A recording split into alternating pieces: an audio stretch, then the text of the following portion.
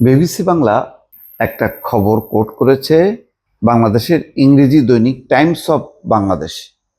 সেখানে শিরোনামটা হচ্ছে খলিলুরের নজিরবিহীন ছুটির পরিকল্পনা নিয়ে বিস্ময়।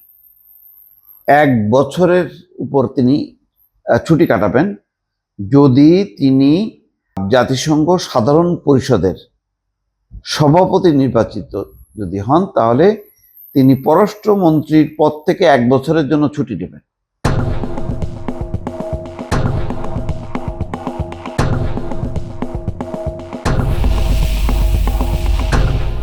আমার মনে হয় ভালো, এটা যতই তার এই নজিরবিহীন ছুটির পরিকল্পনা বিস্ময় এবং সন্দেহ তৈরি করুক না কেন, তিনি যদি ছুটি নেন তাহলে এটার ভালো কি মন্দ দিক এটা পরে আসছি।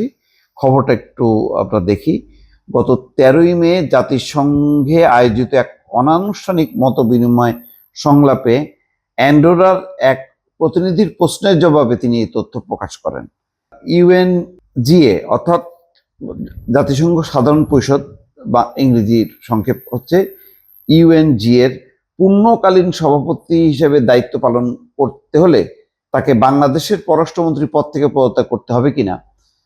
অ্যান্ডোরার প্রতিনিধির প্রশ্নের জবাবে খলিলুর রহমান বলেন তিনি পদত্যাগ করবেন না। পররাষ্ট্রমন্ত্রী বলছেন তার প্রধানমন্ত্রী এটি অত্যন্ত স্পষ্টভাবে বলে দিয়েছেন যে পূর্ণকালীন দায়িত্ব হিসেবে এই পদটি গ্রহণের জন্য তাকে 1 বছরের জন্য রেহাই দেওয়া হবে। তার এই বক্তব্য থেকে ইঙ্গিত পাওয়া যায় তার এই ছুটির পরিকল্পনা ইতিমধ্যেই প্রধানমন্ত্রী তারেক রহমানের সঙ্গে আলোচনা করে চূড়ান্ত করা হয়েছে। যাই হোক, তিনি যদি জাতিসংঘ সাধারণ পরিষদের সভাপতি নির্বাচিত হন এবং প্রধানমন্ত্রী তারেক রহমান যদি তাকে 1 বছরের জন্য ছুটি মঞ্জুর করার একটা আভাস দিয়ে থাকেন বা সিদ্ধান্ত নিয়ে থাকেন, এটা খলিলুরের দাবি অনুযায়ী বিষয়টা কার্যকর হলে খারাপ না। কারণ খলিলুরকে নিয়ে কিন্তু এখন বিতর্কের কেন্দ্র হচ্ছে এই যে তিনি আসলে কাকে প্রতিনিধিত্ব করেন। তিনি ইউনূস সরকারের সময় জাতীয় নিরাপত্তা উপদেষ্টা ছিলেন, তখন থেকেই তিনি বিতর্কিত, সমালোচিত। তারপর লন্ডন বৈঠকের সময় বলা হয় যে ইউনূসের সাথে তারেক রহমানের বৈঠকের মূল মধ্যস্থতাকারী ছিলেন এই ডক্টর খলিলুর রহমান। ডক্টর খলিলুর রহমানের সময় তিনি বাণিজ্য চুক্তি করেন ইউনূস সরকার, যেটা পররাষ্ট্র উপদেষ্টা তহিদ হোসেন সম্প্রতি এক চ্যানেলে সাক্ষাৎকারে বলেছেন যে এই বিষয়ে তিনি বা তার মন্ত্রণালয় কিছুই জানেন না। পুরো বিষয়টি সম্পাদিত হয়েছে দুটি ব্যক্তির মাধ্যমে, এক নিরাপত্তা উপদেষ্টা খলিলুর রহমান এবং বাণিজ্য উপদেষ্টা শেখ বশির উদ্দিন। এরপর থেকে আলোচনায় আসে এবং আসিফ মাহমুদ সজীব ভুঁইয়া বলেছেন যে এই বাণিজ্য চুক্তির ব্যাপারে বিএনপি জড়িত, কারণ যিনি করেছেন সেই খলিলুর রহমান তিনি এখন বর্তমান সরকারের পররাষ্ট্রমন্ত্রী।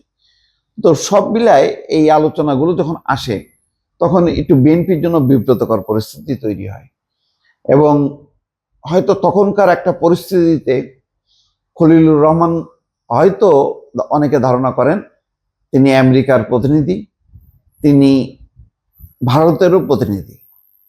তো খলিলুর রহমানকে উপেক্ষা করাটা এটা ঝুঁকিপূর্ণ হতো তারেক রহমানের সরকারের জন্য। সেই কারণে কৌশলগতভাবে তিনি খলিলুর রহমানকে গ্রহণ করেছেন। হয়তো অনেকে বলতে পারেন যে তিনি মন থেকে গ্রহণ করতে পারেননি। গ্রহণ না করলেও যেমন ওই যে নির্বাচনের এই যে লম্বা মেয়াদটা, এটা তো বিএনপি মন থেকে গ্রহণ করেনি।